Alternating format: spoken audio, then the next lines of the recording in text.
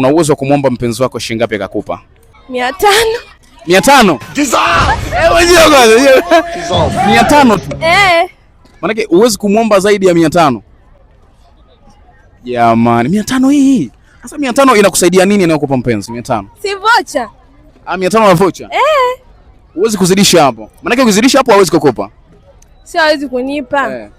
Mimi mwenyewe najitosheleza, najiweza yani. Sasa ndio uombe 500? Naomba 500. Hii 100, 200, 300, 400, 500. 500. Bando la shilingi ngapi la 500? Like serious, hiyo ni kwa siku hiyo. Maana kila siku lazima uombe 500. Sio kila siku. Hata baada ya wiki 2. Baada ya wiki 2 unaomba 500. Baada ya wiki 2 unaomba 500. Baada ya wiki 2 500. Kwa mwezi unajua wewe kwa mwezi unaomba shilingi ngapi? 1000.